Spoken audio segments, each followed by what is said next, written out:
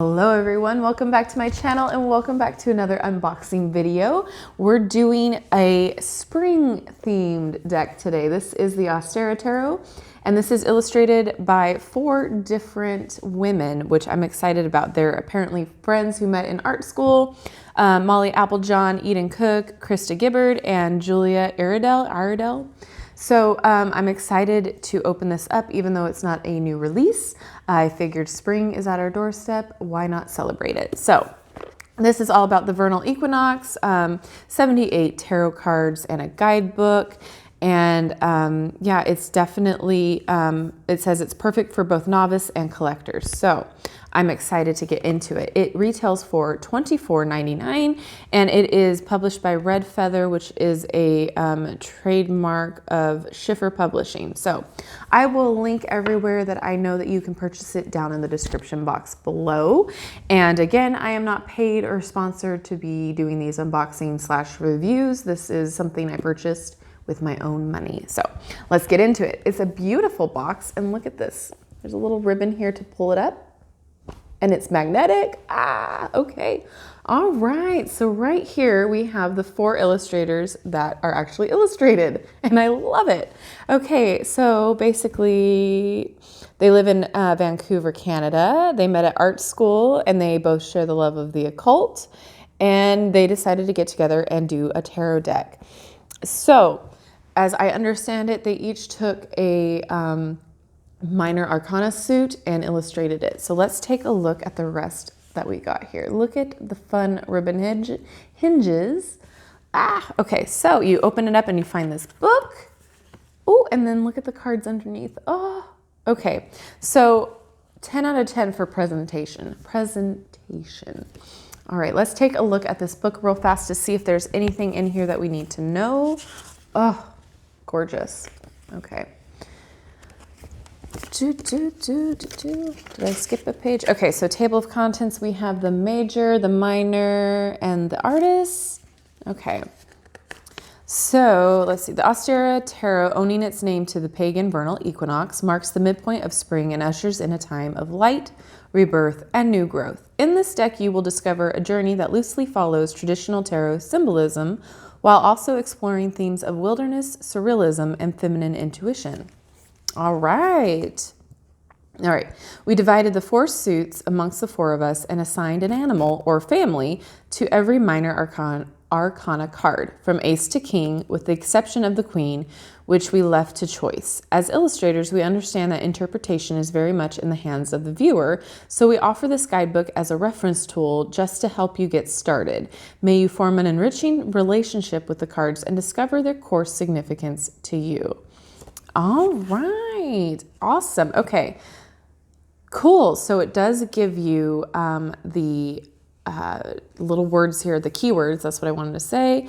And then the reversed and all the meanings there. Awesome, awesome. Okay, let me just go through and make sure there's not anything that I'm missing. I don't think it comes with spread, guys. Let's see. Oh, no, no spreads, but that's okay. And then it goes through the artists here, which is awesome. Let's see. The women of Ostara are deeply grateful for the support of our friends, family, and peers who have carried us through this project and inspired us with their wild and caring hearts. Oh, that's so sweet. Okay, so we'll put this to the side and we'll take a look at each of the decks here. Very cool. I love this little box. Okay, we're going to put that aside. Okay. Ooh, look at that. Holographic signs. Very pretty. Okay, so just as a warning, I say this with all of the other holographic edges. They may wear off, so just be warned. They're very beautiful, but if you're hard on your cards like I am, the sides might wear off, just as a warning. All right, so that's the back, and that is so pretty. Let's see. There we go. All right. So here we go. Minor or major arcana. I can definitely talk to you about things that I know about. Okay, so they are sticking because of the edges. Just be warned. So I'm going to finagle them a little bit.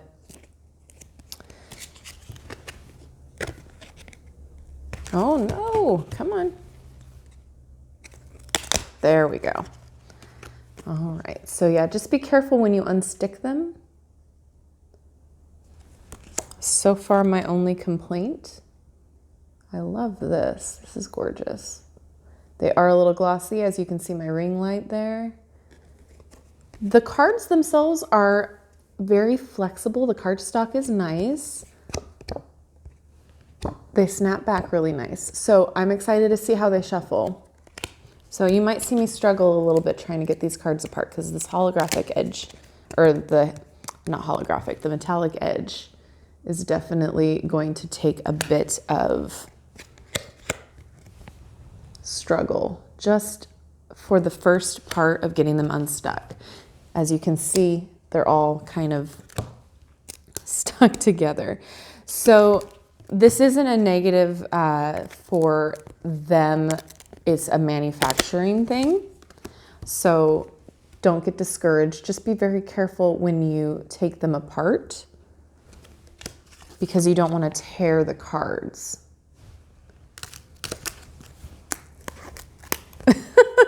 This might be a video of, let's see how she struggles. All of the illustrations are gorgeous though. I love it. It's very different.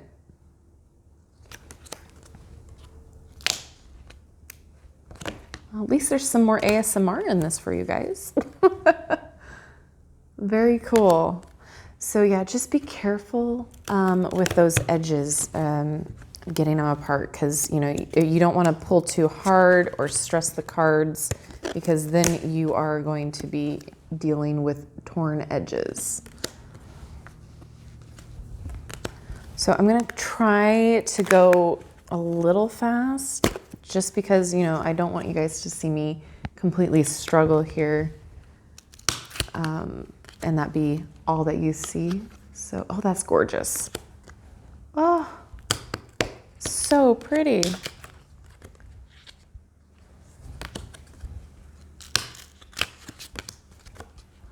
This is definitely an interesting way to do the review video. Okay, so here we go with wands.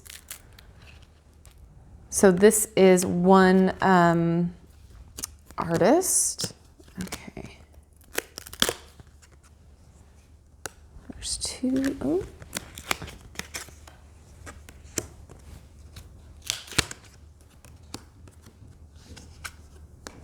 Little buns.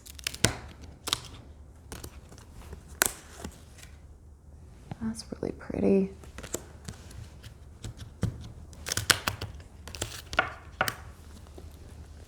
Oh my goodness. Yeah, this is a struggle. Okay.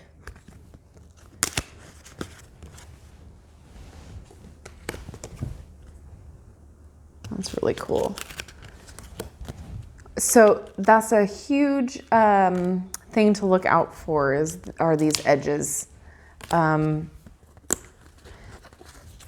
I'm pretty patient when it comes to getting them unstuck. It's not a huge deal for me or a deal breaker, but it might be for you guys. So just watch out for those. I'm assuming this is Pentacles. Yeah.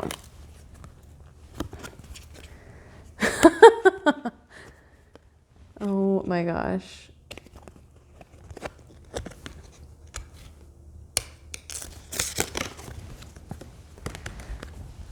They're beautiful cards though, very beautiful.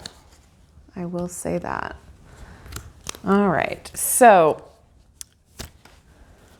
let's be hopeful that this part of the deck is good to go. Oh, no, it's not. Literally.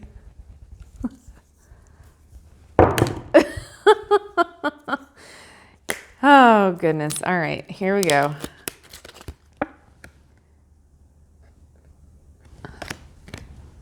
Like, I can't fault the cards, it's definitely the border. Or not the border, the edges.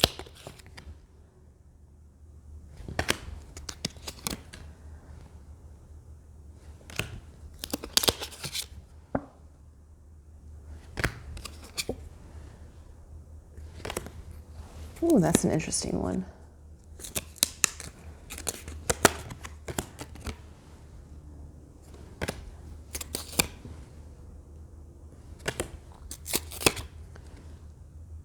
Yeah, I'm worried I'm being too rough with these on the, see, oh yeah.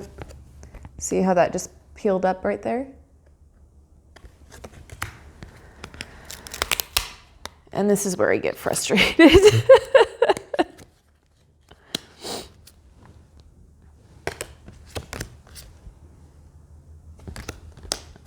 So whilst the edges are gorgeous and fun being metallic like that, and they add a wonderful flair, it's very frustrating when you have it, oh, see what I mean? Okay, well, that's why I say be careful. And yeah, so I'll go pretty fast with the rest of this. You already sat here and watched watched enough struggling, but you can kind of see my point now. You got to be careful. The edges are just super tight here. They just are so sticky. So yeah, be careful. But they are like, it is holding on to dear life, these edges. So I don't know if this is an experience for everybody when they purchase this particular deck, but this is kind of like the worst I've ever seen with the metallic edges. So let me know if you've experienced this down in the comments, because I am like over it. I have patience, but after, you know, I get to almost destroying 2 cards, I'm over it.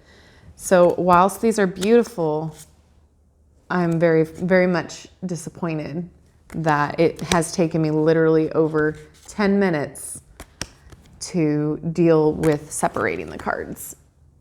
So now I have one card that is completely and utterly destroyed on the edge there, just because I was taking it apart. So yeah, they're beautiful, but holy moly, like how long did that take, guys? Jeez. Okay, so let's just see how they shuffle and pray that I don't ruin any more cards. All right, so not too bad. Like they're pretty decent with the edges being the way that they are.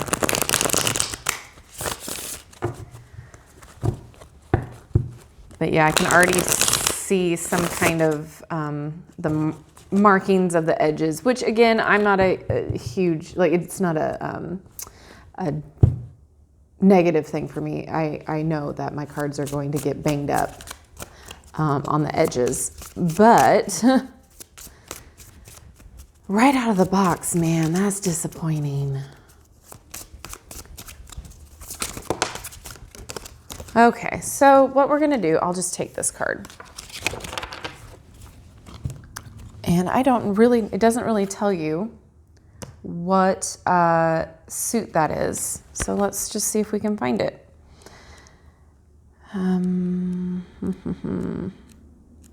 Is that cups? Yes, it's cups. I would assume it's cups because it's water. So it says intuition, happiness, romance, fulfillment. Large tentacles close tight upon the statue of 2 lovers. The 10 of Cups is a card that represents fulfillment, particularly in the romantic sphere of life. Trust your intuition to guide you toward the life that will bring you happiness and satisfaction. Furthermore, take a moment to appreciate the blessings in your life and reflect on the peace you have achieved. All right, so all in all, let's do a quick recap. I love the artwork on the cards. I think all of the illustrators brought a particular style and flair to each of the cards. However, I could totally live without that metallic edging. Like it's not a necessity. Yes, it makes the cards look that much more beautiful, but if I have to spend 10 minutes trying to separate each card on the fear of tearing a card and actually doing it, it's not worth it for me. No amount of metallic edging is worth potentially destroying a card right out of the box. That has always been my stance whenever I have a particularly tough separation issue with the cards. It's like, I don't need the metallic edging. It's not doing anything for the reading, so it doesn't matter to me that it's there. It's just one of those cautious things that we have to look out for, especially due to that. We got to think about how they're cut, and if they're all going to be cut the same way with the manufacturers. All sorts of little things that go into the actual making of the cards we have to consider, right? And so with this edging, it's not just a, you don't do it on each particular card. You do it in a batch, right? So that's why they all stuck together. So that's my biggest complaint. However, everything else is fantastic. The presentation of the box and the decks is fantastic. The guidebook is great. I do think that as a novice or a beginner, this would be totally fine to start out with. But you might get a little lost without having the suit on the card. If you're not sure about what suit it is, that might get a little frustrating, and you might have to revert back to the book a lot more than you would like to. However, I do think you will be able to figure it out intuitively and kind of be like, okay, I see where this scene is going.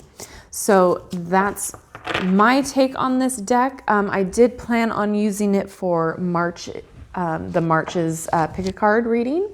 So hopefully it will still be in the video, because however, I do love this, but like I said, I'm a little frustrated, a little sad, but I think it'll be just fine. So yeah, while I complain now, I'm sure I will love this deck in time. We'll see how it goes. I think, again, the illustrators did a great job. I think it's a fun idea. I think it's very fantastic that they took a particular springtime season to base their cards upon. So let me know what you think. Are you just as frustrated as I am watching this, or did you enjoy the ASMR? Do you have this deck? And if so, was this an issue for you, or do you think it's just a one-off? I think it could definitely be different variations of stickiness depending on how long it's sat or the different batches. So again, let me know what you think down in the comments. This video has been super long, and I apologize for that, but now you can bear witness to my frustration. All right, guys, if this has helped you out, or at least have been informative, let me know down in the comments. Don't forget to like and subscribe. And thank you so much for watching, and I will see you in my next video. Bye-bye.